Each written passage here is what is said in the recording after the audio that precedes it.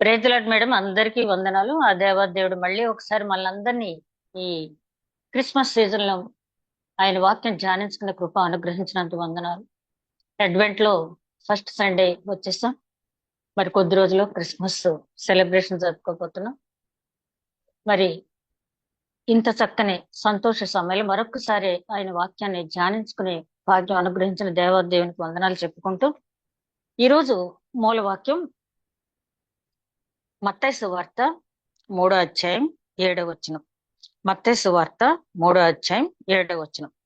అతడు పరిసయ్యుల్లోను సద్దూకయుల్లోను అనేకులు బాప్తిసము పొందవచ్చుట చూచి, సర్ప సంతానమా, రాబో ఉగ్రతను తప్పించుకున్నటకు మీకు బుద్ధి చెప్పిన వాడెవడు? అతడు పరిసయ్యుల్లోను సద్దూకయుల్లోను అనేకులు బాప్తిసం పొందుటకు వచ్చుట చూచి, సర్ప సంతానమా, రాబో ఉగ్రతను తప్పించుకున్నటకు మీకు బుద్ధి చెప్పిన వాడెవడు? దయగల మా ప్రభ, ఇంతవరకు నీ రెక్కల చాటున మమ్మల్ని భద్రపరిచి నాయన మరొక అడ్వెంట్ కాలం మా జీవితంలో అనుగ్రహించినంత వందనాలు నాయన. మొదటి అడ్వెంట్ లో ప్రవక్తల ప్రవచనాల ప్రకారం నాయన, లేఖన సారాంశముల ప్రకారం మా పితరులతో నీవు చేసిన నిబంధన ప్రకారం నాయన, నీ మొదటి ఆగమనానికి ఎదురు చూసాం తండ్రి. నాయన, శిశువుగా, కుమారుడుగా, దేవుని గొర్రె పిల్లగా నాయన వచ్చావు, బోధించావు తండ్రి. మా పాప ప్రాయశ్చిత్తార్థం నాయన శిలువ మరణం పొంది నాయన మాకు మహిమ శరీరాన్ని అనుగ్రహించడానికి తండ్రి, మమ్మల్ని కూడా పునరుద్ధానం చేయడానికి ప్రథమ ఫలంగా నువ్వు పునరుద్ధానుడివై తండ్రి, ఆరోహణుడివై మమ్మల్ని అనాథలుగా విడిచిపెట్టగా నాయన పరిశుద్ధాత్మను మా కోసం పంపించావు. పెంతుకోస్త అనుభవాన్ని మాకు అనుగ్రహించావు తండ్రి. నాయన, మేము ఏ విధంగా జీవిస్తే నిత్యరాజ్య ప్రవేశం మాకు ఉంటుందో ఏది మరుగు చేయకుండా నాయన మాకు బోధించి వెళ్ళావు తండ్రి. ఈ రెండవ రాకడ సమయంలో యూదా గోత్రపు సింహంగా న్యాయాధిపతిగా రానయ్యున్న నిన్ను నాయన సంతోషంగా ఎదుర్కోవటానికి నాయన మా జీవితాన్ని వాక్యం ద్వారా పరీక్షించుకొని ఇదే అనుకూల సమయం, ఇదే రక్షణ దినమని ఎంచి ఒక్క క్షణం కూడా వృధా పోకుండా మెళుకువగా ఉండి ప్రార్థిస్తూ నాయన నీ రాకడ కోసం ఎదురు చూసే భాగ్యం దయచేయమని, జీవంతో కూడా నిరీక్షణ మాకు అనుగ్రహించమని నాయన వాక్యం నాయన ధ్యానించబోతూ ఉంటాడు. నన్ను మరుగుపరిచి ఆధ్యాత్మిక మర్మములు మీరే వెల్లడి చేయమని, నన్ను ఒక బోరుగా వాడుకున్నాను. వింటున్న ప్రతి ఒక్కరికి వినగల చెవి, గ్రహించగల మనసు, ఆచరించగలిగే హృదయం దయచేయమని, అదేవిధంగా నాకు వింటున్న ప్రతి ఒక్కరికి నీ యొక్క పరిశుద్ధాత్మ నడిపింపు దయచేయమని నాయన, కార్యాంతం నిన్ను బహుగా స్థుతించిన భాగ్యం దయచేయమని. టెక్నికల్ ప్రాబ్లమ్స్ కానీ, ఆరోగ్య సమస్యలు కానీ, మరే ఇతరమైన వాతావరణ సందర్భంగా కానీ నాయన, పవర్ వల్ల కానీ ఎక్కడ ఏ రకమైన ఇబ్బంది లేకుండా నాయన వాక్య ధ్యానం సాగే భాగ్యం దయచేయమని. చిన్న మంద భయపడకమని నువ్వు చెప్పిన ప్రకారం నాయన, చిన్న మందగా నాయన ఒకరిద్దరు మేము కూడిన, ఎక్కడ ఒకరిద్దరు కూడిన నామ పేరిట ప్రార్థిస్తారు వారి మధ్య నేను ఉంటానని సెలవిచ్చిన తండ్రి. మా మధ్య ఉన్నందుకు, మా మాటలు ఆలకిస్తున్నందుకు, మా విజ్ఞాపన ఆలకిస్తున్నందుకు, మా ప్రార్థనలనైనా నీ సన్నిధికి చేర్చుకుంటున్నందుకు మరొక్కసారి వందనాలు చెల్లించుకుంటూ మా ప్రభువును నీ ప్రియ కుమారుడైన యేసుక్రీస్తు ద్వారా వేడుకుంటున్నాం తండ్రి, ఆమేన్.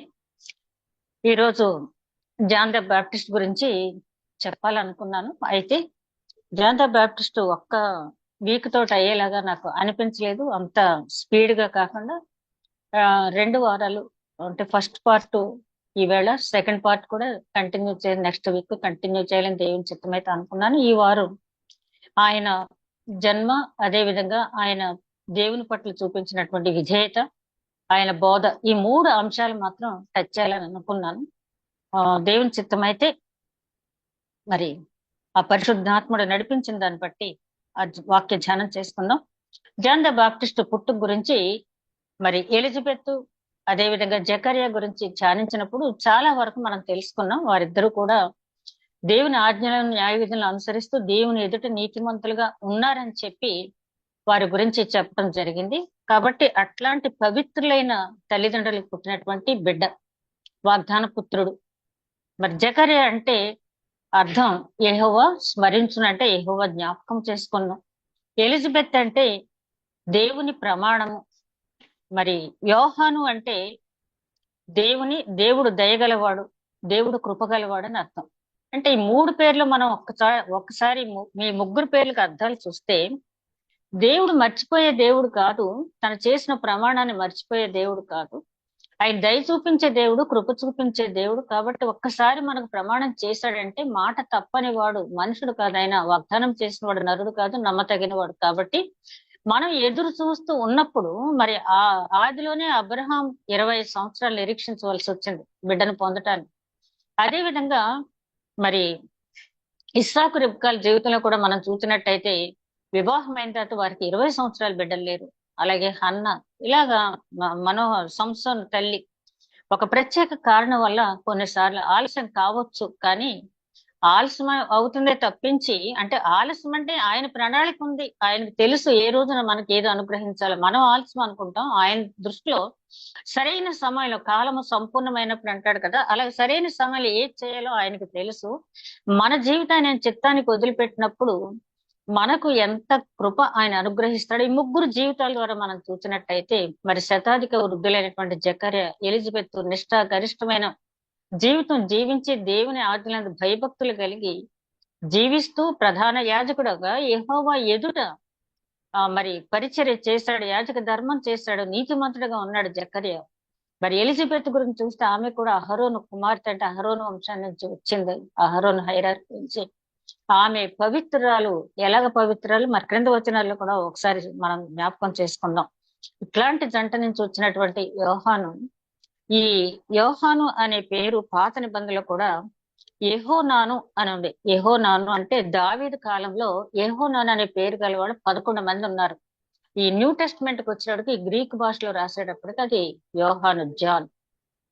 అయితే యోహాను గారి పుట్టుక గురించి ముందుగానే దూత ద్వారా చెప్పబడింది. నీకు కుమారుడు అనుగ్రహించబడతాడని చెప్పి జకర్యాతో చెప్పడం జరిగింది. అలాగే అతని లైఫ్ స్టైల్ గురించి కూడా అక్కడ చెప్పడం జరిగింది. ఏంటంటే లూకా సువార్త 1వ అధ్యాయం 14వ వచనం చూస్తే, అతడు ప్రభు దృష్టికి గొప్పవాడై, చూసారా, అతడు మన బిడ్డలు ప్రభు దృష్టికి గొప్పవాడు అవుతాడని ప్రభు స్వయంగా చెప్తే అది ఎంత సంతోషించవలసినటువంటి విషయం. ఎవరి దృష్టిలో గొప్పవచ్చు, ఒక ప్రెసిడెంట్ ఆఫ్ ఇండియా లేకపోతే ఒక ప్రెసిడెంట్ ఆఫ్ అమెరికా, ఇంకెవరి దృష్టిలో గొప్పవాడు అవ్వటం కాదు, కానీ ప్రభు దృష్టిలో గొప్పవాడు. ఎంత గొప్ప మాట దేవుని దూత జకర్యాకు చెప్పడం జరిగింది. అతడు ప్రభు దృష్టిలో గొప్పవాడై ద్రాక్షరసమైనను మద్యమైనను త్రాగక తన తల్లి గర్భంలో పుట్టినది మొదలుకొని పరిశుద్ధాత్మతో నిండుకొని వాడై ఇశ్రాయేలీలో అనేకులను ప్రభు అయిన వారి దేవుని వైపుకు త్రిప్పును. మరియు అతడు తండ్రుల హృదయముల పిల్లల తట్టుకును అవిధేయుల నీతిమంతుల జ్ఞానమును అనుసరించుటకును త్రిప్పి ప్రభువు కొరకు ఆయత్తపడి ఉన్న ప్రజలను సిద్ధపరచుటకై ఏలియా యొక్క ఆత్మయు శక్తియు గలవాడై ఆయనకు ముందుగా వెళ్ళును గనుక మీకు సంతోషము మహా ఆనందము కలుగును.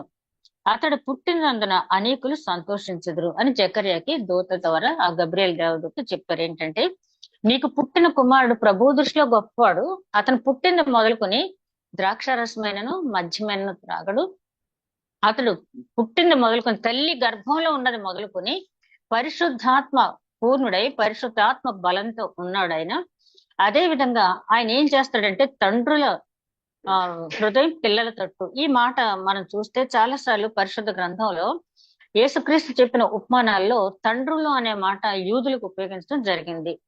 తండ్రుల హృదయం పిల్లల తట్టు. పిల్లలంటే దేవుణ్ణి విశ్వసించిన వారు, అంటే ఆయన వ్యతిరేకించే వారి హృదయం ఆయన విశ్వసించే వారి తట్టు అతను తిప్పుతాడు. అదే విధంగా అవివేకుల హృదయం జ్ఞానం అనుసరించే వారి వైపు తిప్పుతాడు. కనుక అతను అది మాత్రమే కాకుండా అతను వచ్చే యేసుక్రీస్తుకు ఆ రక్షకుడికి మార్గం సరళం చేయడానికి వస్తున్నాడు. కాబట్టి ఇట్లాంటి బిడ్డను పొందే నీవు హృదయంలో ఎంతో సంతోషిస్తావు. అంత మాత్రమే కాకుండా నీకు ఇట్లాంటి బిడ్డ అనుగ్రహించబడ్డాడని తెలిసిన తర్వాత అనేక మంది, నీ చుట్టుపక్కల వాళ్ళు కూడా అనేక మంది సంతోషిస్తారు అని చెప్పి దూత చెప్పాడు. ఎంత గొప్ప అసలు పుట్టబోయే బిడ్డ కోసం ఎంత మంచి వాక్యం. ఒకవేళ మనం నిజంగా ఎవరైనా అమ్మాయి కన్సీవ్ అయ్యి లేకపోతే ప్రెగ్నెంట్ తోటి ఇక ప్రసవించే టైం వచ్చింది, లేకపోతే కన్సీవ్ అయిన వెంటనే ఒక కలలో కనిపించే దేవుని స్వరం అక్కర్లేదు, దేవుని దూత రావక్కర్లేదు,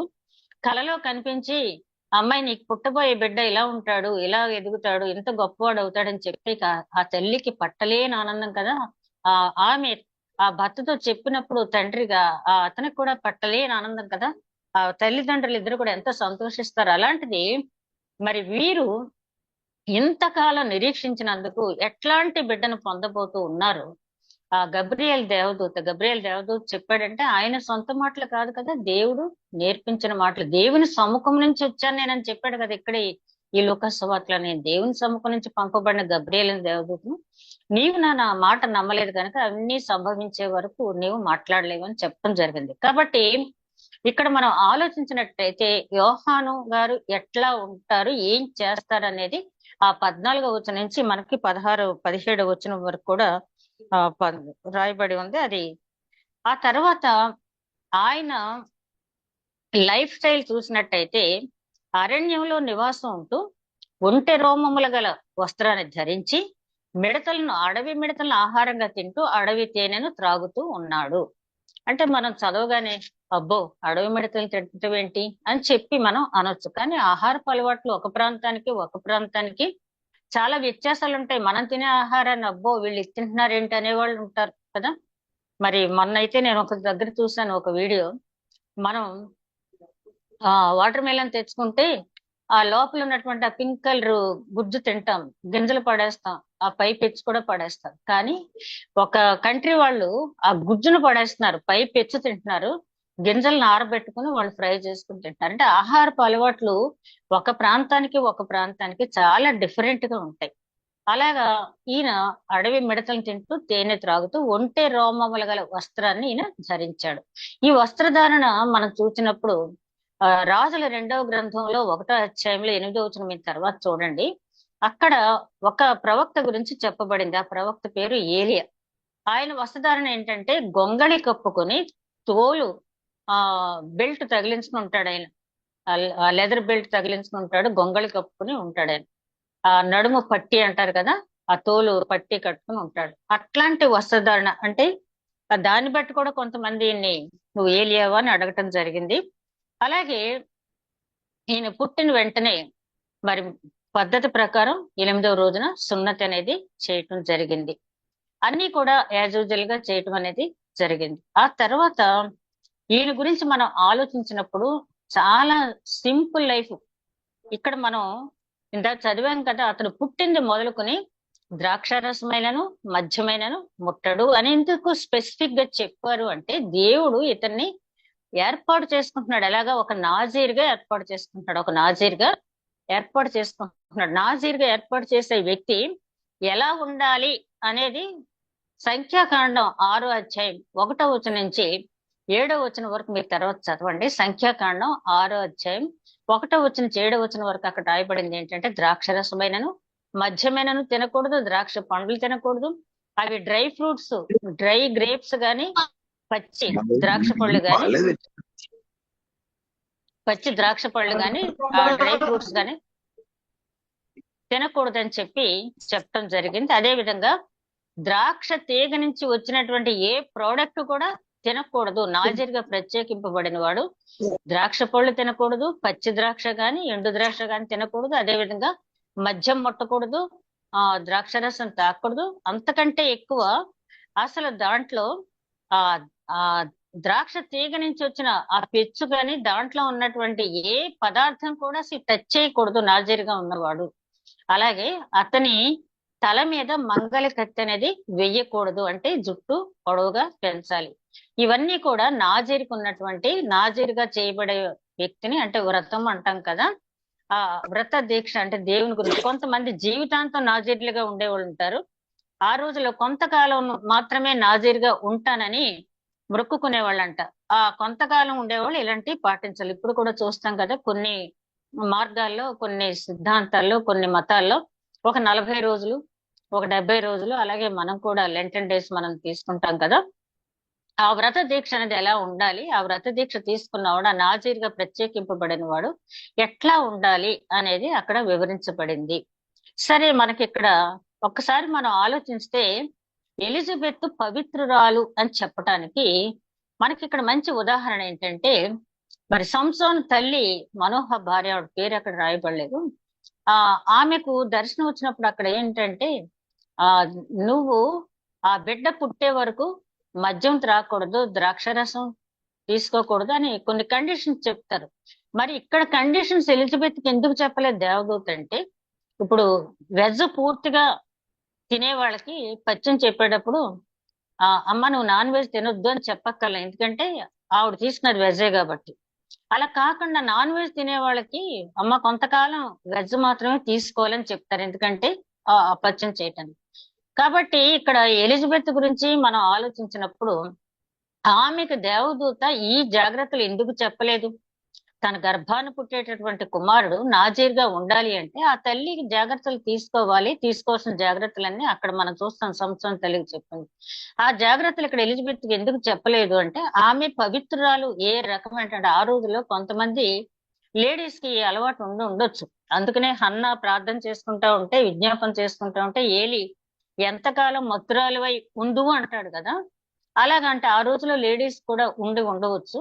బిడ్డను ప్రత్యేకింపబడిన బిడ్డ నాజీరుగా చేసుకునేటప్పుడు ఆ తల్లి ఎలా ఉండాలి అని చెప్పి, అప్పుడు మామూలు ప్రెగ్నెంట్ లేడీస్ కూడా కొన్ని జాగ్రత్తలు చెప్తారు కదా. అలాంటిది ఒక పవిత్రమైన బిడ్డ పుట్టబోతూ ఉన్నప్పుడు జాగ్రత్తలు అనేవి ఎలిజబెత్ కి ఏమి చెప్పనవసరం లేకుండా, ఎందుకంటే ఆమె పవిత్రురాలు, ఆమె గర్భం పవిత్రమైంది, ఆమె జీవన శైలి పవిత్రమైంది కాబట్టి దేవదూత ఆమెకి ఏమి చెప్పలేదు. ఆ తర్వాత మనం గమనించినట్లయితే ఈయన గురించి ఆ జకర్య తండ్రి చెప్తాడు, ఓ శిశువా నువ్వు మన పితరులకు కనికరించి మనకిచ్చినటువంటి ఆ రక్షకుడు మార్గాన్ని నువ్వు సరళం చేయటానికి, మార్గం సరి చేయటానికి, మార్గం సిద్ధం చేయటానికి నువ్వు పుట్టావు. నువ్వు ప్రవక్తవు అని చెప్పాడు తండ్రి. మార్గం సిద్ధపరచాలి, నువ్వు ప్రవక్తవి, నువ్వు బోధించాలి. ఆ తర్వాత మరణ చీకట్లోనూ మరణ ఛాయల్లోనూ గల వారికి అరుణోదయం కలిగించి ఆ నీతి సూర్యుడు రావటానికి ముందు పరిస్థితులన్నింటినీ కూడా నువ్వు చక్కబెట్టాలి అని చెప్పడం జరిగిందంటే యోహాన్ పరిస్థితి ఒకసారి ఆలోచించితే తను సొంతగా ఏది ఆలోచించి నేను ఇలా ఉండాలి అలా ఉండాలి అని నిర్ణయం తీసుకోవడానికి ఏమీ లేదు. ఎందుకంటే ముందుగానే ఆ గర్భస్థ శిశువుగా ఉంటుండగానే దేవదూత నీ కుమారుడు ఇలా ఉంటాడు, అలా ఉండాలి.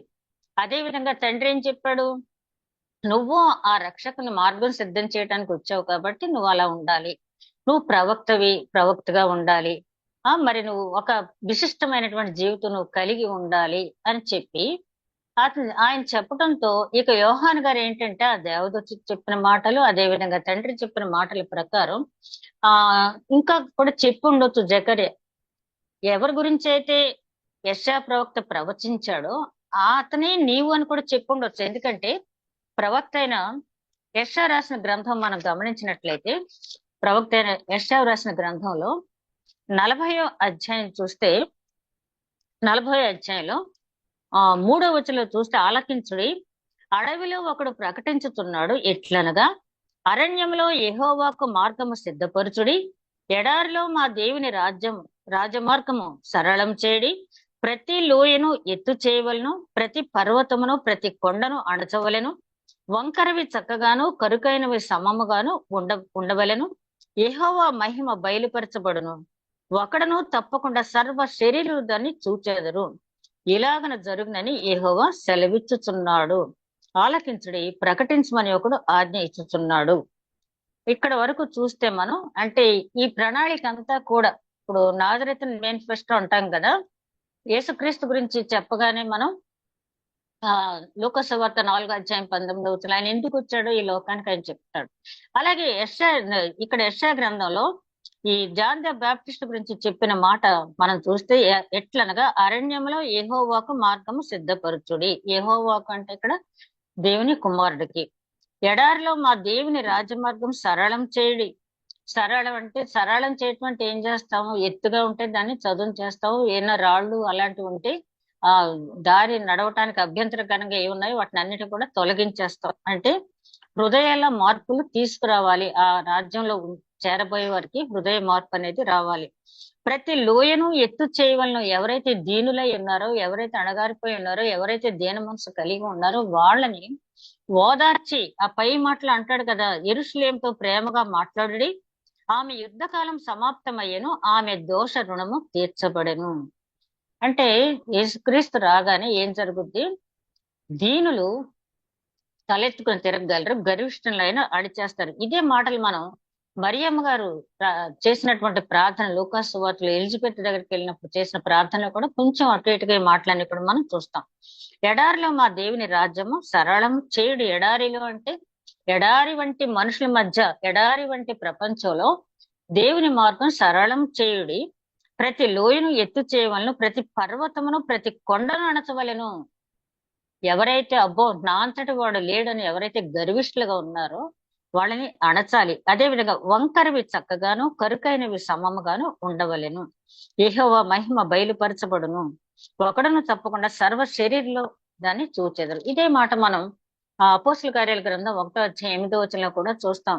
ఆయన ఆరోహణం అయ్యేటప్పుడు చూస్తూ ఉంటే, మీరు ఎందుకు అలా చూస్తున్నారు, ఈయన ఎట్లాగైతే ఆరోహణం అవుతున్నాడు అట్లాగే తిరిగి వస్తాడు, వచ్చినప్పుడు ఆయన పొడిచిన వారు కూడా ఆయన్ని చూస్తారని చెప్పి అక్కడ చెప్పడం అనేది జరిగింది. కాబట్టి జకర్యా గారు ధర్మశాస్త్రం తెలుసు, లేఖనాలన్నీ తెలుసు, ప్రవక్తల ప్రవచనాలన్నీ తెలుసు ఆయనకి. కాబట్టి ఆయన ప్రధాన యాజకుడిగా మంచి ఎక్స్పీరియన్స్డ్ ప్రీస్ట్ కాబట్టి, ఇదిగో ఇదిగో అబ్బాయి, నీ గురించి ముందుగానే పలానా ప్రవక్త ద్వారా దేవుడు ప్రవచింప చేశాడు, నీ జాబ్ వర్క్ ఏంటి, నీ నువ్వు చేయవలసినటువంటి పని ఏంటి అని చెప్పి దేవుడు ముందుగానే, నువ్వు పుట్టడానికి ముందే 700 సంవత్సరాల పూర్వమే నీ గురించి చెప్పబడి ఉందని కూడా చెప్పి ఉండవచ్చు. అందుకనే యోహాను గారిని ఒక 10 సార్లు నువ్వెవరివని అడిగినప్పుడు అడవులో వినిపించే ఒక స్వరాన్ని అని కూడా చెప్పడం అనేది జరిగింది. అదే విధంగా ఆ అతని వ్యక్తిత్వం గురించి మనం ఇందాక చూసాం కదా. అదే విధంగా ఆయన విధేయత, ఆయన స్టైల్ చూసాము, ఆయన జన్మ గురించి చూసాం, ఆయన విధేయత గురించి చూసినట్టయితే ఆ మత్తయి సువార్తలో అక్కడికి వచ్చిన సద్దూకయ్యులు పరిసయ్యులు అడుగుతారు, నువ్వా ఏలియావా, ప్రవక్తవా, అదా ఇదా అని అడిగినప్పుడు, కాదు కాదు నేను క్రీస్తును కాదు, ఆయన చెప్పుల వారు విప్పటానికైనా నేను సరిపోను, ఆయన హెచ్చవలసి ఉన్నది నేను తగ్గవలసి ఉన్నది అని చాలా విధేయతగా చెప్తాడు. అదే విధంగా ఇంకో మాట కూడా చెప్తాడు, నేనైతే నీళ్లతో బాప్తిస్మ ఇస్తున్నాను కానీ ఆయన అగ్నితో పరిశుద్ధాత్మతో బాప్తిస్మ ఇస్తాడని చెప్పి ఆయన క్రీస్తును కాదు అని చెప్పి చెప్పడం జరిగింది. అలాగే ఏలియావా అని అడిగినప్పుడు నేను ఏలియాను కూడా కాదు అని చెప్తాడు. ఇంకా కొంత ముందుకెళ్ళి వాళ్ళు అడిగినప్పుడు ఆయన అంటాడు, నాకంటే ఆయన అంటే ఇద్దరికి 6 నెలల తేడా కదా యోహాను గారికి యేసుక్రీస్తుకి. అందుకనే మన ఆంధ్ర క్రైస్తవ కీర్తన పుస్తకంలో చూస్తే పరిశుద్ధుల దినం అని చెప్పి ఉంటాయి, వాళ్ళు జ్ఞాపకం చేస్తున్న రోజులు. జూన్ 24 బాప్తిస్మ ఇచ్చే యోహాను డేగా ప్రకటించడం అనేది జరిగింది. అంటే డిసెంబర్ 24న జీసస్ క్రైస్ట్ జన్మదినం కాబట్టి 6 నెలల ముందుగా లెక్క పెట్టి జూన్ 24న ఆయన జన్మించినట్టుగా అక్కడ ఆ రోజు జ్ఞాపకం చేసుకోవటం జరిగింది. అదే విధంగా కొన్ని మతాలు, కొన్ని డినామినేషన్స్ వాళ్ళు ఆగస్టు 29న ఆయన జ్ఞాపకం చేసుకునే రోజుగా వాళ్ళు జ్ఞాపకం చేసుకుంటారు. వాట్ ఎవర్ ఇట్ మేబీ, ఒక రోజు అనేది ఆయనకి అక్కడ కేటాయించడం అనేది జరిగింది. ఎందుకంటే ఆయన ఎవరు అంటే యోహాను సువార్తలో మనం గమనించినట్లయితే అక్కడ చాలా క్లియర్ గా ఈయన గురించి చెప్పబడింది. ఒక మనుషుడు ఉండేను. యోహాను సువార్త 1వ అధ్యాయంలో మనం చూస్తే దేవుని యొద్ద నుండి 1వ అధ్యాయం 6వ వచనం, యోహాను సువార్త 1వ అధ్యాయం 6వ వచనం, దేవుని యొద్ద నుండి పంపబడిన ఒక మనుష్యుడు ఉండెను, అతని పేరు యోహాను. చాలా క్రిస్టల్ క్లియర్ గా, is not an ordinary person. ఇక్కడ ఎక్కడి నుంచి వచ్చాడు ఈయనంటే పరలోకం నుంచి వచ్చాడు, దేవుని చేత పంపబడిన ఒక మనుషుడు, దేవుని చేత పంపబడిన ఒక దూత అనలేదు. ఆయన ఏమన్నాడు, గబ్రియల్ దూత ఏమన్నాడు, పరలోకం నుంచి దేవుని దగ్గర నుంచి వచ్చిన దూత అని చెప్పాడు. ఇక్కడ యోహాను గురించి ఏం చెప్పబడింది, దేవుని చేత పంపబడిన ఒక మనుషుడు ఉండేను, అతని పేరు యోహాన్ అని చెప్పి చాలా క్లియర్ గా చెప్పడం అనేది జరిగింది. అదే విధంగా ఈయన విధేయత, ఒకసారి అడుగుతారు, ఇదిగో చూడు నీ దగ్గర ఉన్న శిష్యుల ఎక్కువ మంది అక్కడ యేసు దగ్గర అవతల బాప్తిసం పొందుతున్నారు అని. అంటే ఇద్దరు ఎమినెంట్ పర్సన్స్ ఉంటే, ఇద్దరు పబ్లిక్ పర్సన్స్ ఉంటే, ప్రముఖమైన పర్సన్స్ ఉంటే వాళ్ళు ఏం చేస్తారంటే ఇద్దరి మధ్య తగు పెడతానికి చాలా మంది చూస్తూ ఉంటారు. అలాగే అక్కడికి వచ్చాళ్ళు ఏమంటున్నారు, ఇదిగో చూడు నువ్వు ఇక్కడ బేత్పేక దగ్గర ఇస్తున్నావు గాని అక్కడ మరి ఆయన చాలా మందికి బాప్తిసం ఇచ్చేస్తున్నాడు, ఏంటి సంగతి అని అడుగుతాడు. నిజానికి అక్కడ యేసుక్రీస్తు బాప్తిసం ఇచ్చిన సంఘటన చాలా తక్కువ శిష్యులు ఇస్తూ ఉంటారు. ఆ సంగతి తెలిసి బాప్తిసం ఇచ్చే యోహాన్ అంటాడు, ఆయన నాకంటే ప్రముఖుడు, ఆయన హెచ్చవలసి ఉన్నది నేను తగ్గవలసి ఉన్నది అని చెప్పి ఆయన చుట్టూ ఉన్న శిష్యుల్ని ఆయన దగ్గరికి వెళ్ళిపోమని చెప్తాడు. యేసుక్రీస్తు దగ్గరికి వెళ్ళిపోండి, ఆయన వచ్చిన తర్వాత ఇక నేను బాప్తిస్మం ఇవ్వక్కర్లేదు, నేను నీళ్ల ద్వారా మాత్రమే బాప్తిస్మం ఇస్తాను, అంటే వాక్యం మాత్రమే బోధిస్తాను నేను, ఆయన అగ్ని చేత పరిశుద్ధాత్మ చేత బాప్తిసం ఇస్తాడు. అంటే పరిశుద్ధాత్మని అనుగ్రహించే శక్తి, పరిశుద్ధాత్మని మీ హృదయంలో ప్రవేశపెట్టేట ఇది ఆయనకు ఉంది, ఆయన ఇచ్చే బాప్తిసం ద్వారా ఉంది. కాబట్టి మీరు అక్కడికి వెళ్ళటం న్యాయం, నా దగ్గర వద్దు అని చెప్పి ఎంత విధేయత. ఇంకొకళ్ళైతే అదేంటి నాకంటే 6 నెలల తర్వాత వచ్చాడు, అక్కడ అంటే మనసులో పైకి అన్నా లేకపోయినా కనీసం మనసులో అన్నా అనుకుంటారు. కనీసం నాతో చెప్పాలి కదా ఇక్కడ నేను బాప్తీసం ఇస్తున్నానని, నాతో చేయకుండా ఎలా పెట్టేస్తున్నాడు, అసలు ఏమీ అనుకోకుండా శిష్యుల్ని, అబ్బాయి నా టైం అయిపోయింది, మీరు అక్కడికి వెళ్ళండి, ఆయన దగ్గర బాప్తీసం తీసుకోండి అని ఎంత చక్కగా చెప్పి అక్కడికి పంపించడం అనేది జరిగింది. ఆ తర్వాత ఒకసారి నువ్వెవరో మాకు చెప్పవా, ఆపరవక్తవా, ఏలియావా ఏంటి అని చెప్పి విసిగించేస్తుంటే ఒక ఉపమానం చెప్తాడు. ఒక పెండ్లి కుమారుడికి స్నేహితుడు ఉంటాడు. ఆ స్నేహితుడు పాత్ర ఏంటంటే, పెండ్లి కుమారుడు పెండ్లి చేసుకుని పెండ్లి కుమార్తె దగ్గరికి వచ్చేటప్పుడు వరకు కూడా ఆ స్నేహితుడు ముఖ్యమైన పాత్ర వహిస్తాడు. ఎప్పుడైతే పెండ్లి కుమారుడు వచ్చి పెండ్లి కుమార్తె దగ్గరికి తనను తీసుకువెళ్ళటానికి వస్తాడో అప్పుడు స్నేహితుడు పక్కకు తప్పుకోవాలి, అక్కడ వరకే అతని బాధ్యత. ఇక్కడ కూడా చాలా మర్మం ఉంది. ఏంటంటే ఇక్కడ పెండ్లి కుమారుడు అంటే యేసుక్రీస్తు, పెండ్లి కుమార్తె అంటే సంఘం. అంటే బాప్తిస్మిచ్చి యోహాను చెప్పిన మాటల అర్థం ఏంటంటే, ఆయన ఇచ్చే వరకు నేను కొంతమందిని సిద్ధపరిచాను సంఘాన్ని, ఇక ఆయనకి నేను చెప్పేసి నేను పక్కకి తప్పుకోవాలి, నా పాత్ర అనేది అయిపోయిందని చెప్పి చాలా క్రిస్టల్ క్లియర్ గా చాలా విధేయత మాట అనేది చెప్పడం జరిగింది. అదే విధంగా ఈయన ఈయన చేసినటువంటి బోధ మనం గమనించినట్లయితే, ఈయన చేసిన బోధ మనం గమనించినట్లయితే చాలా స్ట్రెయిట్ ఫార్వర్డ్ గా ఉంది. మత్తయి సువార్త 3వ అధ్యాయంలో చూస్తే అక్కడ ఏమంటున్నాడు ఆయన అన్న మాట, ఆ దినములందు బాప్తిస్మిచ్చి యోహాను వచ్చి పరలోక రాజ్యము సమీపించి ఉన్నది, మారు మనసు పొందుడని యూదయ అరణ్యములో ప్రకటించుచుండెను. ప్రభు మార్గము సిద్ధపరచుడి, ఆయన త్రోవలు సరళం చేయడని అరణ్యంలో కేకవేయొకని శబ్దము అని ప్రవక్త అయిన యెషయా ద్వారా చెప్పబడిన వాడు ఇతడే కదా అని అక్కడ చెప్తూ ఉన్నాడు. తర్వాత అక్కడ అంటున్నాడు, వాళ్ళు తన పాపాలన్నీ ఒప్పుకుని బాప్తిసం పొందటానికి వచ్చిన వాళ్ళతో ఆయన ఏమంటున్నాడంటే, తమ పాపములు ఒప్పుకొనుచు యొర్దాను నదిలో అతని చేత బాప్తిసం పొందుచుండ్రి. అతడు పరిసెలతోనూ సద్దూకెలతోనూ అనేకులు బాప్తిసం పొందు వచ్చుట చూచి, సర్ప సంతానమా, రాబో ఉగ్రతను తప్పించుకొనుటకు మీకు బుద్ధి చెప్పిన వాడెవడు, మారు మనసుకు తగిన ఫలములు ఫలించుడి.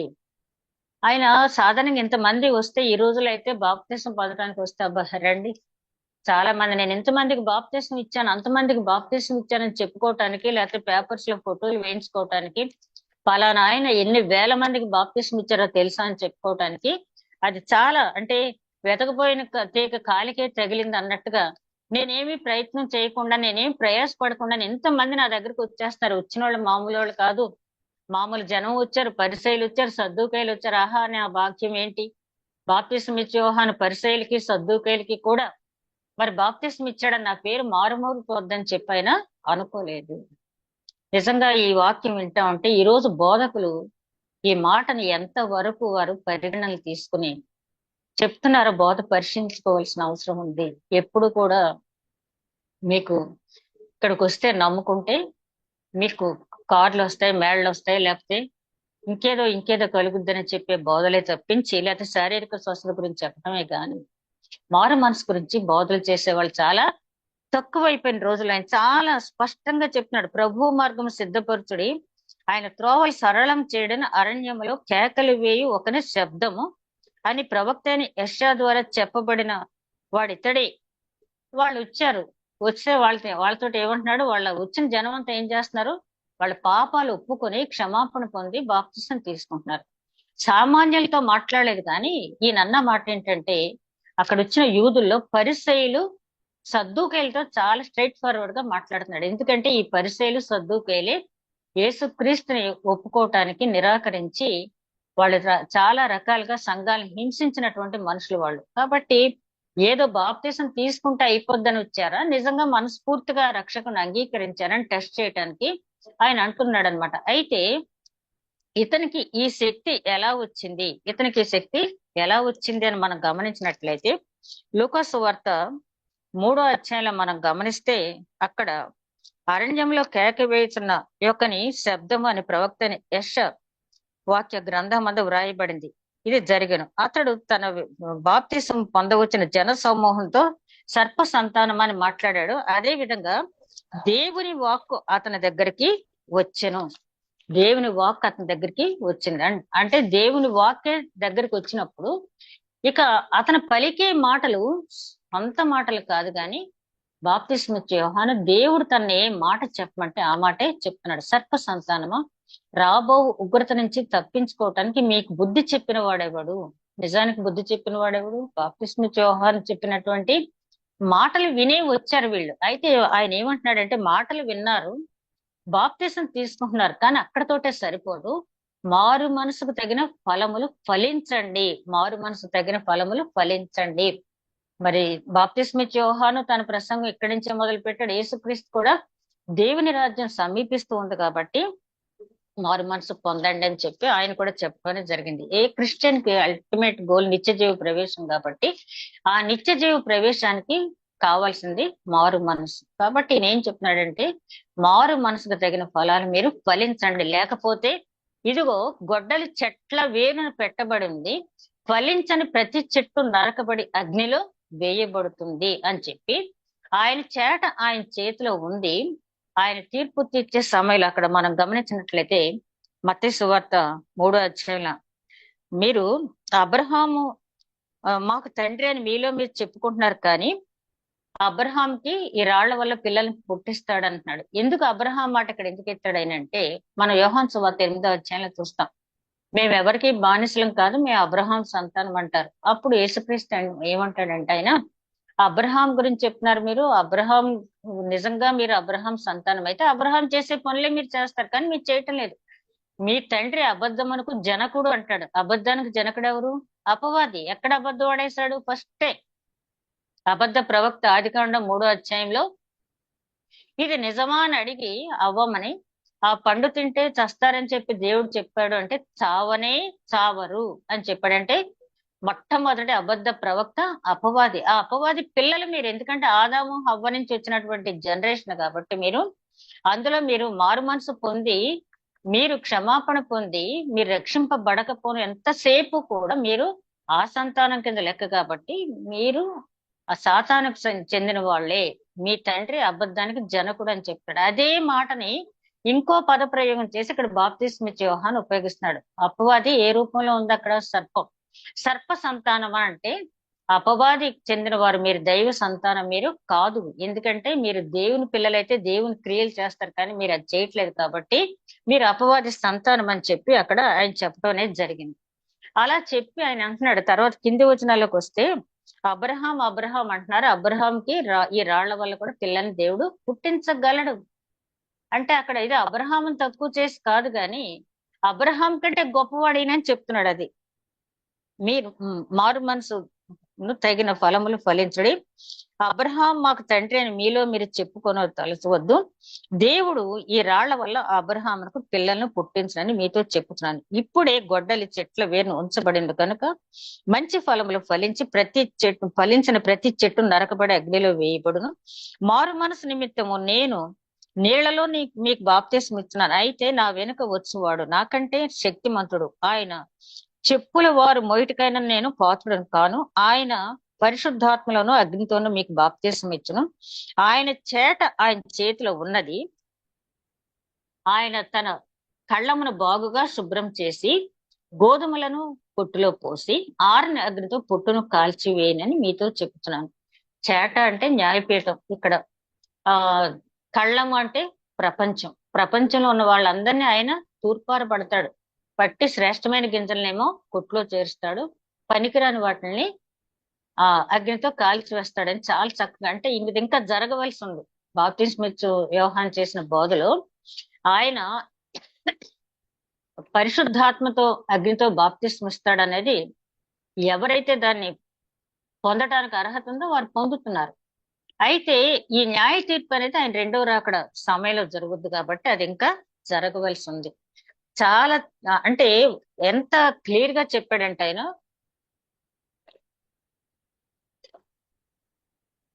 ఒక పేషెంట్ ఒక డాక్టర్ గారి దగ్గరికి వెళ్ళినప్పుడు చాలా క్లియర్ గా, అమ్మా నీకు ఇది ఉంది, లోపల ఏదో ఉంది, ఒక కణితి ఏదో ఉంది, ఒక గడ్డ క్యాన్సర్ లాంటిది, అది తొలగించకపోతే నీ ప్రాణానికి హాని, నీ ఇష్టం అన్నంత క్లియర్ గా ఆయన బోధ చేశాడు. అంతే తప్పించి మరలినమ్మాయి మందులు వాడు, నువ్వు చాలా బాగున్నావు, నీ ఆరోగ్యం చాలా బాగుందని చెప్పి ఆయన ఏమీ పంపించలేదు. అదే విధంగా లూకా సువార్తలో ఈయన చేసినటువంటి బోధన మనం గమనించినప్పుడు, లూకా సువార్త 3వ అధ్యాయంలో మనం గమనిస్తే అక్కడ ఆ ఆయన దగ్గరికి చాలా మంది వచ్చారు. లూకా సువార్త 3వ అధ్యాయం 3వ వచనం చూస్తే, అంతటా అతడు వచ్చి పాప క్షమాపణ నిమిత్తం ఓ మారు మనసు విషయమైన బాప్తిసం పొందవలనని యొర్దాను నది ప్రదేశం అంతటా ప్రకటించుచుడెను. ప్రభు మార్గము సిద్ధపరచు. ఇందాక మనం మత్తయి సువార్తలో చదివిన వాక్యాలు ఇక్కడ ఉన్నాయి. ఆ తర్వాత కిందకి వచ్చినట్టయితే, జన సమూహములను చూచి సర్ప సంతానమా రాబో ఉగ్రతను తప్పించుకోవటానికి మీకు ఎవరు చెప్పారన్నారు. అది కూడా మనం ఇంతకు ముందు చదివాం. 10వ వచనం చూస్తే అక్కడ కొంతమంది వచ్చారంట. అయ్యా, మారు మనసు తగిన ఫలాలు ఫలించమంటున్నారు కదా, మేమేం చెయ్యాలి, మారు మనసు తగిన ఫలాలు ఫలించాలంటే మేమేం చేయాలని అడిగారు. ఇది చదువుతుంటే మనకు ఒక మాట గుర్తొస్తుంది. ఏంటంటే, అపోస్తుల కార్యాలు 2వ అధ్యాయంలో పేతురు గారు ప్రసంగించిన వెంటనే అక్కడున్న వారి హృదయంలో నొచ్చుకుని మేమేం చేయాలని అడిగినప్పుడు మీరు బాప్తిసం పొందండి అని చెప్పాడు పేతురు గారు. ఇక్కడ యోహాన్ దగ్గరకు వచ్చాడు, ఏమడుగుతున్నారు, అయ్యా మీరు చెప్పిన మాట అంతా విన్నాము, మారు మనసుకు తగినటువంటి ఫలాలు ఫలించాలనే మాకుంది, మేమేం చెయ్యాలి, దానికి మాకు కొంచెం అర్థమయ్యేలా చెప్పండి అని చెప్పి అడుగుతున్నారు. ఇట్లా అడిగే వాళ్ళు ఎవరైనా ఉన్నారా ఈ రోజుల్లో? మన సంఘానికి వెళ్తున్నాం, వస్తున్నాం, ఒకవేళ మనకి ఏదైనా ఒక విషయం అర్థం కాకపోతే, ఒకవేళ ఇది నా జీవితానికి సంబంధించిందే, దీన్ని తెలుసుకుని నా జీవితాన్ని చక్కబరుచుకోవాలని ఓపికగా ఉండి మనం అడుగుతున్నామా, ఓపికగా వాళ్ళు సమాధానం చెప్తున్నారు అనేది కూడా మనం గమనించుకోవాలి. ఇక్కడ 10వ వచనంకి వచ్చినప్పటికీ ఆ ఆ అందుకు అలాగైతే మేమేమి చేయవలనని అతన్ని అడగ్గా, అంటే సామాన్యులు వీళ్ళు, అతడు 2 అంగీల కలవాడు ఏమీ లేని వానికి ఇవ్వవలెను. 2 అంగీలు కలవాడు ఏమీ లేని వాడికి ఇవ్వాలి, ఆహారం కలవాడును అలాగే చేయవలనని వారితో చెప్పాడు. అంటే సామాన్య ప్రజలు చెప్తున్నాడు, ఏమి లేదయ్యా, నిన్ను వల్లే నీ పొరుగు అని ప్రేమించు అనే మాట ఆయన ఇక్కడ చెప్తున్నాడు. ఏంటంటే, నీకు 2 అంగీలు ఉన్నాయనుకో, అంగీ లేక బాధపడేవాడికి అంగీ ఇవ్వు. నీకు ఆహారం నీకు ఎక్కువగా ఉందనుకో, కొంచెం నువ్వు తినగా, ఆహారం లేక బాధపడేవాడికి ఆహారం ఇవ్వని చెప్తున్నాడు. అదే విధంగా చెప్పాను, సుంకర్లు బాప్తిసం పొందవచ్చి బోధకుడా మేమేమి చేయవలనని అతన్ని అడుగగా, అతడు మీకు నిర్ణయించబడిన దానికంటే ఎక్కువగా తీసుకొని వద్దని వారితో చెప్పాను. ఈ సుంకర్లతో చెప్పిన మాట ప్రతి ఉద్యోగితో చెప్పినట్టే. ఈ సుంకర్లతో చెప్పిన మాట ప్రతి ఉద్యోగితో చెప్పినట్టే. ఆ వచ్చారు ట్యాక్స్ కలెక్టర్స్ కదా, వాళ్ళు వచ్చారు. ఇప్పటికీ మనకి కొన్ని డిపార్ట్మెంట్స్ ఉంటాయి. అల్లుడు గారు ఏం చేస్తున్నారు అంటే, పలానా డిపార్ట్మెంట్ అనగానా, బాగుంటుందండి, అయితే జీతం కంటే పై రాబడి బాగా ఎక్కువ ఉంటుంది కదా అని వీళ్ళు సంతోషపడిపోతారు పక్క నుంచి. కానీ వాడు నరకానికి వెళ్ళిపోతాడన్న బాధ మాత్రం వీళ్ళకి ఉండదు. ఇక్కడ చెప్తున్నాడు, సుంకర్లతో ఏం చెప్తున్నాడంటే, మీరేం చేయక్కర్లేదు, మీకు ఏ జీతం అయితే రోమా ప్రభుత్వం నిర్ణయించిందో ఆ జీతంతో సాటిస్ఫై అవ్వండి, అంతకంటే ఒక రూపాయి కూడా తీసుకోవద్దు. ఆ మాట ఉద్యోగులకు కూడా ఈవేళ చెప్తున్నాడు. 2వ రాకడ కోసం ఎదురు చూస్తున్నాం మనం. మరి యోహాను గారిలో ఉన్న విధేయత ధ్యానించాం, యోహాను గారిలో ఉన్న పరిశుద్ధాత్మ జీవితాన్ని ధ్యానించాం, యోహాను గారిలో ఉన్నటువంటి సింప్లిసిటీ లైఫ్ స్టైల్ ధ్యానించాం. ఈ లక్షణాలు మనకేమన్నా ఉన్నాయా? ఇవేమీ లేకుండానే 2వ రాకడలో చాలా మంది మరణాతాన్ని చాలా తేలిగ్గానేస్తారు రమ్మని చెప్పి. నిజంగా మనకు ఉన్నాయా? లేనట్టయితే మన గతి ఏంటి? ఆరిన అగ్నిలో పోసే ఆ గింజల పోలి ఉంటాం కదా. అలా కాకుండా ఇప్పటికైనా సరే మనం రెక్టిఫై చేసుకోవటానికి ఈ సీజన్ లో మనం ఈ వాక్యం ధ్యానిస్తున్నాం. సుంకర్లో ఏం చెప్పాడు, మీకు నిర్ణయించిన జీతం కంటే ఎక్కువగా తీసుకోవద్దని. సైనికులు వచ్చారంట. ఆ రోజుల్లో సైనికులే ఉద్యోగులు, ఎక్కువ ఉద్యోగులంతా కూడా సైనికులే. వాళ్ళు అడుగుతున్నారు, సైనికులు మేమేమి చేయవలని అతన్ని అడిగినా, అందుకు అతడు, ఎవరిని బాధ పెట్టకము, ఎవరి మీదనూ అపనింద వేయకము, మీ జీతములతో తృప్తి పొంది ఉండడని వారితో చెప్పాను. సైనికులతో ఏం చెప్పాడు చూడండి, ఎంత మంచి బోధ. ఎవరికి ఎలా చెప్పాలో ఎంత ఓపికగా. నా సంఘానికి ఇన్ని కేటగిరీస్ లో ఉన్న వాళ్ళు వస్తున్నారు కదా, వాళ్ళకి నేను ఈ విధంగా హౌస్ విజిట్స్ కి వెళ్ళినప్పుడు కానీ ఎప్పుడైనా ఇలా చెప్పాలని ఏ సంఘ కాపరైనా ప్రిపేర్ అయ్యి చెప్తే విన్న 10 సార్లు విన్నప్పుడు కనీసం వాళ్ళలో మార్పు అనేది వస్తుంది. సైనికులతో ఏం చెప్తున్నాడు? మీరు ఎవరిని బాధ పెట్టొద్దు, ఎవరి మీద అపనింద వేయొద్దు, మీకు వచ్చిన జీతాలతో తృప్తి పడండి. ఇక్కడ 3 కేటగిరీస్ అడిగారు. సామాన్య మానవులు అడిగితే ఏం చెప్పాడు? మీకున్న దాంట్లో వస్త్రం లేని వాడికి వస్త్రం ఇవ్వండి, ఆహారం లేని వాడికి ఆహారం ఇవ్వండి. అదే సుంకర్లకేమో మీ జీతంతో తృప్తి పడండి, అదేంటి ఎవరిని అంతకంటే ఎక్కువ ఆశించొద్దు అన్నాడు. సైనికుల దగ్గరికి వచ్చేటప్పటికి ఎవరిని శ్రమ పెట్టొద్దు, ఎవరి మీద అపనింద వేయొద్దు అంటే లేనిపోయిన నిందలు వేసి రాజుగారి దగ్గర తీసుకెళ్లి చక్రవర్తి గారి దగ్గర తీసుకెళ్లి వాళ్ళ శిక్షకు పాత్రులుగా చెయ్యొద్దు అని చెప్పినట్టు ఈ 3 కేటగిరీస్ కి ఎంత చక్కగానో చెప్పాడు ఆయన. అయితే ఎవరితో ఎలా మాట్లాడాలి? ఎందుకంటే ప్రతి లోయ ఎత్తు చేయబడాలి. ఈ దీన మనసుతో వీళ్ళు వచ్చారు కాబట్టి ఈ దీనత్వం నుంచి వీళ్ళని పైకి లేపాడు. మరి వంకరగా ఉన్న వాటిని కూడా సరిచేయటానికి వచ్చానని చెప్పాడు ఆయన. అరణ్యంలో ఉన్న కేక వేసి అతను ఏం చెప్పాడు? వంకరగా ఉన్న వాటిని సరిచేయటానికి వచ్చాడు. ఎవరు ఈ వంకర వ్యక్తికి ఎక్కడ బోధ చేశాడంటే మనం లూకాసు వార్త 6వ అధ్యాయంలో 3వ అధ్యాయంలో కూడా చూస్తాం. అక్కడ హెరోదు అనే ఒక రాజు ఉంటాడు. హెరోదు అంతియపయ అతని పేరు. అతని భార్య పేరు హెరోదియ. మరి ఆ హెరోదు ఏం చేస్తాడంటే తన తమ్ముడు అయిన ఫిలిప్పు భార్య అయినటువంటి హెరోదియని తీసుకొచ్చి తన వివాహం చేసుకుని దగ్గర పెట్టుకుంటాడు. బాప్తిస్మిచ్చి యోహాను పద్ధతి ఇందా చెప్పాను కదా, ఎవరికైనా స్ట్రైట్ ఫార్వర్డ్ గా నమ్మో ఇతనికి చెప్తే నాకేం కలుగుద్ది, ఎందుకు వచ్చింది అన్నట్టు కాకుండా ఎవరికైనా వాళ్ళ మారు మనసు పొందటానికి ఏ వాక్యం చేత వాళ్ళని గద్దించాలో అలాగా గద్దించడం అనేది జరిగింది. అక్కడికి వెళ్ళాడు ఆయన. వెళ్ళి చాలా సూటుగా చెప్పాడు హెరోదుతో, హెరోదు నువ్వు నీ తమ్ముడు భార్యను తీసుకొచ్చి ఇలా చేయటం అనేది చాలా తప్పు అని చెప్పాడు. చెప్పినప్పుడు మరి అక్కడ ఉన్న మాటలను బట్టి మనం గట్టిగా ఆలోచిస్తే హెరోదు మనసులో కొంచెం ప్రకంపనలు మొదలైనవి. జాన్ ద బాప్టిస్ట్ చెప్తున్నటువంటి మాటలు వింటూ వచ్చాడు. అయినప్పటికీ అతన్ని తీసుకొచ్చి జైల్లో వేశాడు. వేసిన తర్వాత కూడా అతని దగ్గరికి వెళ్ళి కొన్నిసార్లు మాటలు వినటం అనేది జరిగింది. ఏదో రకంగా అతను రిలీజ్ చేయాలని అతని మనసులో ఉంది. ఎందుకంటే హెరోదుకి జాన్ ద బాప్టిస్ట్ నీతి మంత్రుడన్న మాత్రం అర్థం చేసుకున్నాడు. హెరోదు తెలివి తక్కువడు కాదు కదా. అయితే ఇది హెరోదియాకి గిట్టలేదు. అవురా, నా అంతటి దాన్ని రాణివాసంలో ఉన్నదాన్ని ఒక చక్రవర్తి భార్యని కూడా చూడకుండా నన్ను నా క్యారెక్టర్ ని విమర్శిస్తాడా అని చెప్పి ఏం చేసిందంటే సమయం చూసింది. ఒక రోజు హెరోదు జన్మదినం రోజు నా కుమార్తె డాన్స్ చేయించింది. ఏం కావాలి అంటే బాప్తిస్మిచ్చి యోహాను తల నాకు పళ్ళెంలో పెట్టి ఇమ్మని అడిగింది. అందరు ఎదురుగుండా ఒట్టు పెట్టుకున్నాడు కాబట్టి ఇచ్చడి. ఇదంతా మనకు తెలిసింది. అయిన తర్వాత ఆ బాప్తిస్మిచ్చి యోహాను తల పళ్ళెలో పెట్టి తీసుకొచ్చి ఇచ్చిన తర్వాత హెరోదు చాలా కలవరపడతాడు. చేయకూడని పని చేశాడు, కానీ అతను చక్రవర్తిగా ఇచ్చిన మాటను తప్పకూడదని చెప్పి చేస్తాడు. చివరికి అతన్ని ముందు ఏం చేస్తాడంటే తల కొట్టక ముందు మకీరస్ అనే జైల్లో అతన్ని ఉంచుతాడు. ఆ తర్వాత ఆ జైల్లోని తల కొట్టిస్తాడు.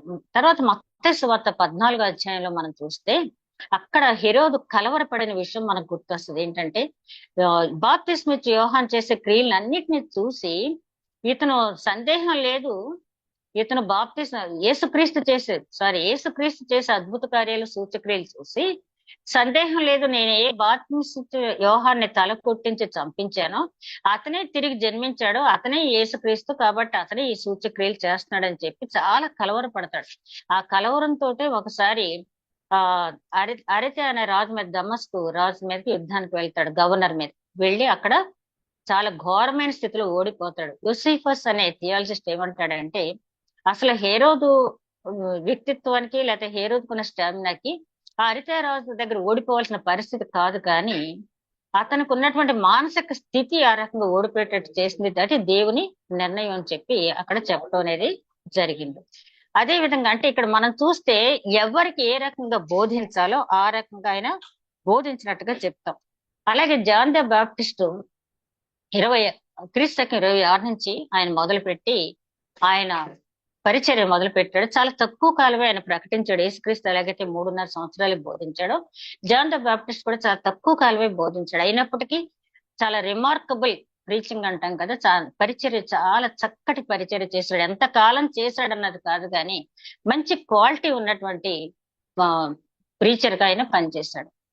ఇప్పుడు ఆయన చనిపోయిన తర్వాత కూడా 25 సంవత్సరాల తర్వాత కూడా మేము యోహాను శిష్యులము, బాప్తిసం ఇచ్చే యోహాను శిష్యులం అని చెప్పి ఆయన శిష్యులు చెప్పుకున్నారంట. ఆయన శిష్యుల్లో మనకు తెలియాలంటే అపోస్తల కార్యాల గ్రంథంలో 19వ అధ్యాయంలో అపోల్లో అనే ఒక వ్యక్తిని చూస్తాం. అలెగ్జాండ్రియా పట్టణానికి చెందినటువంటి విద్వాంసుడు.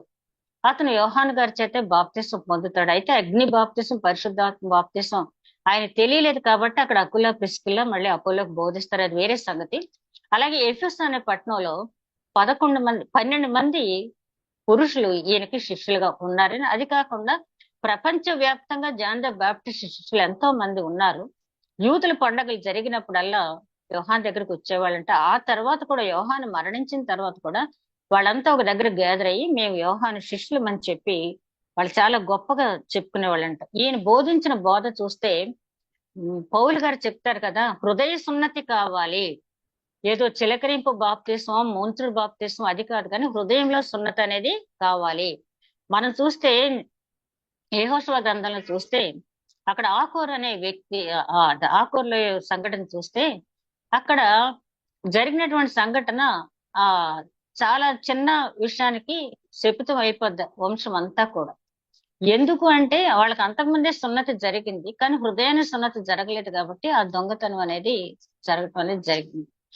కాబట్టి పౌలు గారు పదే పదే చెప్తాడు, మన డిఎన్ఏ ఆదాం దగ్గర నుంచి వచ్చినటువంటి జాతి మంది కాబట్టి అందరూ పాపం చేసి దేవుడు అనుగ్రహించు మహిమను పొందలేకపోతున్నారు. ప్రతి ఒక్కరికి పాప క్షమాపణ కావాల్సిందే, హృదయ సున్నతి కావాలి. ముంచుడు బాప్తిస్మా, చిలకరింపు బాప్తిస్మా అది కాదు ప్రాధాన్యత, హృదయానికి సున్నతి కావాలని. అదే ఇదిగా ఇక్కడ బాప్తిస్మ ఇచ్చే యోహాను కూడా ఈయన గురించి చెప్పాలంటే దానియేలు గ్రంథంలో 12వ అధ్యాయం 3వ వచనంలో ఎందరూ నీతి మార్గం అనుసరిస్తూ అనేక మందిని దేవుని వైపు త్రిప్పుతారో వారు ఆకాశంలో నక్షత్రముల వలె వెలుగుతారని చెప్పారే, అలాంటి నక్షత్రంగా ఈయన్ని మనం చెప్పొచ్చు. ఆయన తెలుసు ఆయన ఎంత ప్రమాద భరితమైనటువంటి బోధలు చేస్తున్నాడు.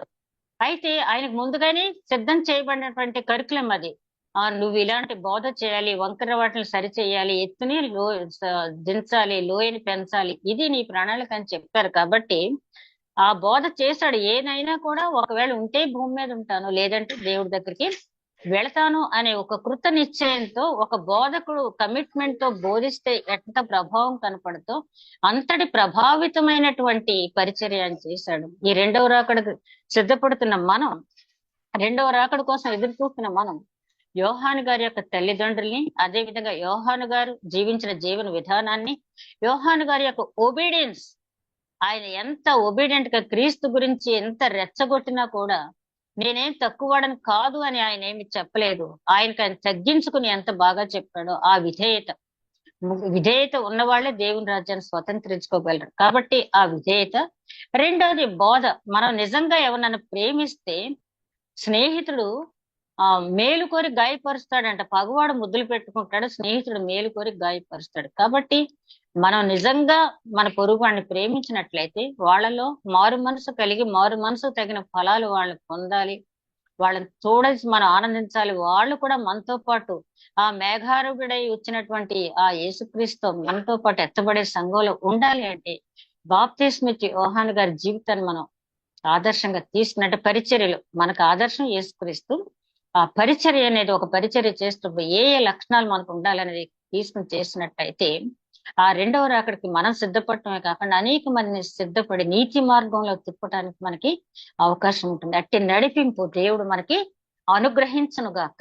దయగల మా ప్రభువా, విత్తబడిన వాక్యం నూరంతులుగా ఫలింపు చేయమని మా ప్రభువును నీ ప్రియ కుమారుడని యేసుక్రీస్తు ద్వారా వేడుకుంటున్నాం తండ్రి. ఆమేన్.